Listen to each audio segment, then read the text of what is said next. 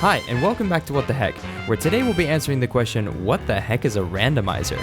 Well, I'll tell you. So as is the case with a lot of redstone contraptions, it's useful to first visualize it as a black box. This particular black box has an input on the bottom and an output on top. Now we'll get into this later, but this isn't how all randomizers are laid out, but this will do for the initial demo. So, this is one of the most simplistic black boxes that I've ever shown you on this series, so it does beg the question, what's so special about it, right? So, let's go ahead and step outside the body, and let's push this button a few times to see what happens. Oh, wonder what that lag was. So let's hit the button. Alright, cool, turns on. Let's hit it again. Okay, didn't turn on that time. Didn't turn on that time. Or that time. But it turned on that time. So what's going on here? So this black box right here is just a regular 50-50 randomizer. So half the time that I hit the button, it's going to turn on, and half the time it's not going to do anything. And it seems that I'm getting very unlucky. Oh, there we go. Now we got a couple in a row. All right, enough spamming the button. Let's see what's inside this thing.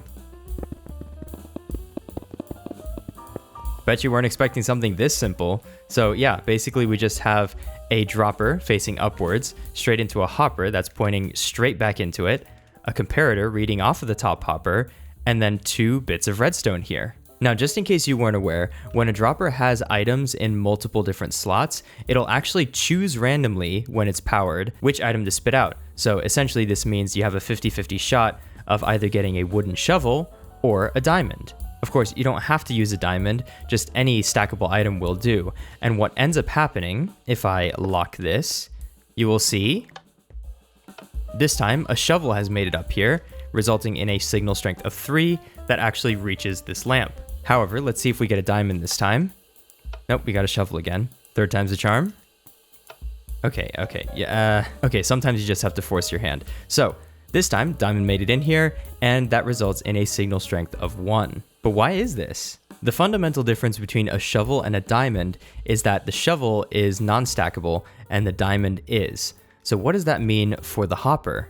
Now, if you look over here, you'll see 2 hoppers next to each other being read by comparators, and they're both kicking out a signal strength of 3. If we look in this, we have a stack of diamonds. And if we look in here, we have just a single wooden shovel. Now, because wooden shovels aren't stackable, this actually counts as a full stack of items. This entire slot is completely full. And mathematically, it works out perfectly, right? 15 divided by 5 slots is a signal strength of 3. If I make this 2 stacks, and I make this 2 shovels, you'll see that they've both increased to 6.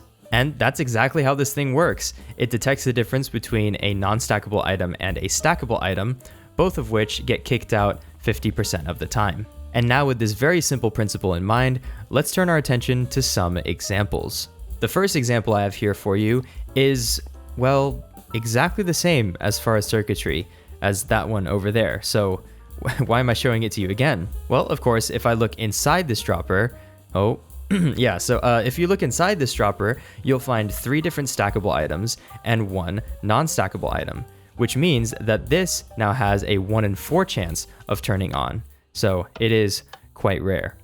And you can play with these odds as much as you want, whatever fraction that you can inside of these 9 here, right? This is a 2 of 5, right? This is, well, that's back to 50%. This right here, oh, actually, no, that'll stack, so I'll need a different object. There we go. So that is 3 out of 7. Yeah, I can count. So this is actually quite customizable. Now we have a 3 out of 7 chance, which is a very strange probability, but hey, sometimes you might need it. And over here, you'll see a slight extension of that first design. So this first design, sometimes when you push this button, you'll get no output at all, which is sometimes what you want. But sometimes you want one or the other, and that's exactly what this circuit is.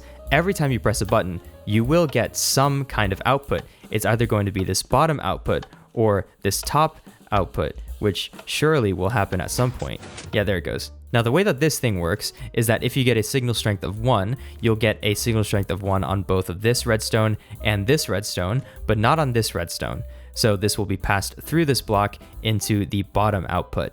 However, if you get a stronger signal strength, like a signal strength of 3, then they will actually go to both of these. However, because it is on this redstone with no delay and this with 1 tick of delay, it will cause this piston to extend, pushing the block from here down to there and cutting off this line, and thus passing it only along the top. So let's see if we can show you that real quick. There you go. Now, if you're especially observant, you may recognize this from my firework factory video. I used a lot of these in conjunction in order to get the 1 in 16 outputs that I was going for over there. We'll get to chaining them in a little bit, but over here we have another alternate design for this. The big downside to this design is that it's loud, right? It has a piston in it, but we can make a silent version of it right here. Whereas this design physically moves a block out of the way to cut the signal, this one actually uses a comparator in subtract mode and a signal going into the side of it. So once again, we'll demo that right there. There you go. And hopefully we get, yep, there we go. That's the other one. Signal strength of 1 here only powers this. Stronger signal strength powers both. And I think you get the picture. And of course, speaking of chaining, this is a different version of what we have over here. So this is a 50-50 randomizer split off into 2 more 50-50 randomizers to achieve a 1 in 4 randomizer. So there you go. Yep, we got the first one that time. We got the first one again. We got the first one again. There we go. Now we got the fourth one. Third one. Yeah, you get the idea. But of course, this is a rather large way to get a 1 in 4 randomizer, right? It kind of sprawls out into this kind of triangular shape. Well, what if there's a way to make it a little bit smaller? Now this here is a much more modern and very popular randomizer design that takes advantage of shulker boxes. By the way, there were a lot of comments on the Firework Factory video about using shulker boxes, and don't worry, I did see them, but I kind of liked the look of the kind of sprawling 50-50 randomizers, and I just kind of wanted to, I don't know, for the aesthetic, I suppose. But yeah, I definitely could have used a couple of these chained together and made the circuitry a whole lot faster and a whole lot smaller. But anyways, the way that this thing works is it's a 1 in 9 randomizer, so it uses all 9 slots of the dropper, and you can see by the differing amounts of shovels inside these shulker boxes, each of these represent a different signal strength from 1 through 9. So when I push this button, it gets very quickly dispensed and destroyed over here, but not before it gets read by this comparator and gets forwarded into this red coder. Check out my what the heck video on red coders. But yeah, if I go ahead and stand here and keep spamming this button, there we go, we got the second output, first output, 7th output. Yeah, and you can see it happens rather fast, a lot faster than this propagating design. Super nice. So as you can see, harnessing the randomness of droppers is very powerful, and it's used a lot in redstone randomizers, but it is far from the only way to achieve randomness. Besides droppers, there's a whole lot of things in the game of Minecraft that have randomness, and you can actually use a lot of them in redstone, and we'll go through just a few of them right now. Now this first design is quite funny. It's very popular actually for just passive random pulse generation. So in case you didn't know, redstone ore has a very unique mechanic where if an entity interacts with it, like an item or a player, something like that, it glows like this. And you may be familiar with this if you've just ever gone caving. And yes, this glowing behavior can be detected by an observer. Now what happens when you leave an entity on top of a redstone ore is that it just continuously activates it. However, the randomness comes from the fact that this thing stops glowing at a completely random interval. Well, okay, maybe not completely random. There's a range that I'll put on screen right now. Hopefully the wiki's right.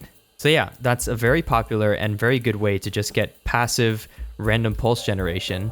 Just put an armor stand on top of a redstone ore and wipe your hands and call it a day.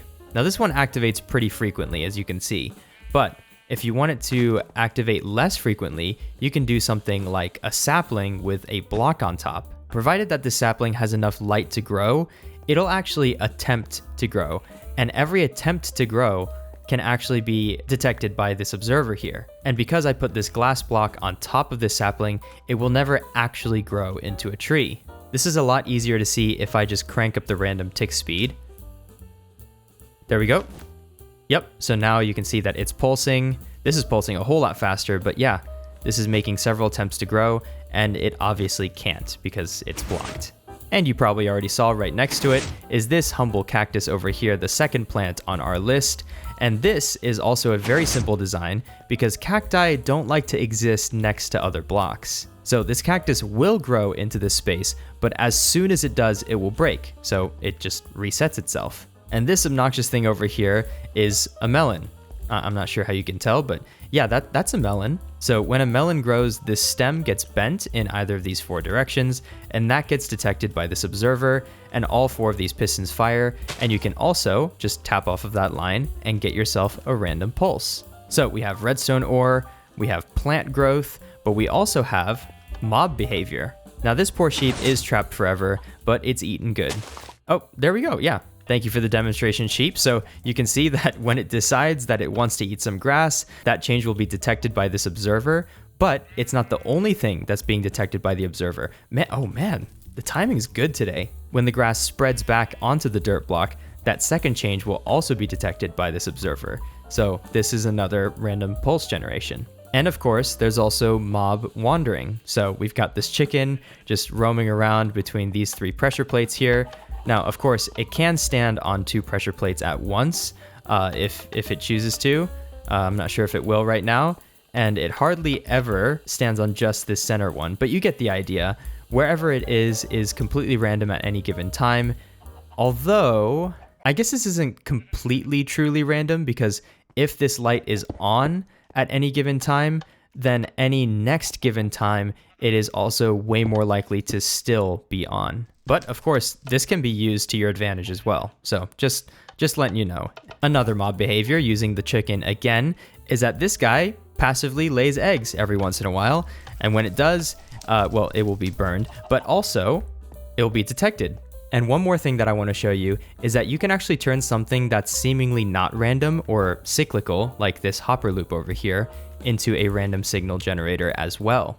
Now this melon slice is looping around these hoppers at a very consistent and predictable rate, but you as a human don't know where it is at any given time. So if I click this button, all right, it wasn't there at that time. It still wasn't there at that time. In fact, it is in this hopper about 1/4 of the time. So this is a very interesting 1 in 4 randomizer. Let's see if I can get that on camera, hold on. Oh, nice. Man, timing's good today. Now, you might have noticed that the ones that I've shown you come in 2 basic different categories, right? These ones over here require user input, along with that one there, and then these ones here are completely passive. Now, some would argue that these ones over here are actual redstone randomizers, and these ones here are just random signal generators, but I personally just lump them all into the redstone randomizers category. Whatever the case may be, it's just good to know several designs so that you can choose the one that best fits your needs. So yeah, basically a redstone randomizer is any redstone circuit that harnesses a random aspect of the game to introduce that randomness into your redstone contraption. This can be used in redstone slot machines, mini games, or maybe dynamic environments like flickering lights in a dungeon, or really just any number of creative use cases. I personally have a soft spot for randomizers because it gives redstone a more organic feel. Usually redstone is really rigid and predictable, but it's cool that we actually have a way to make it more spontaneous and lively. So, I have a bit of a challenge for you. Design a completely original redstone randomizer using a random aspect of the game that isn't featured in this video. And go ahead and share it in my Discord server. Link in the description. And with that, I hope you understand what the heck a randomizer is a little bit more. If you learned something, be sure to like the video and subscribe for more redstone guides like this. See you in the next one.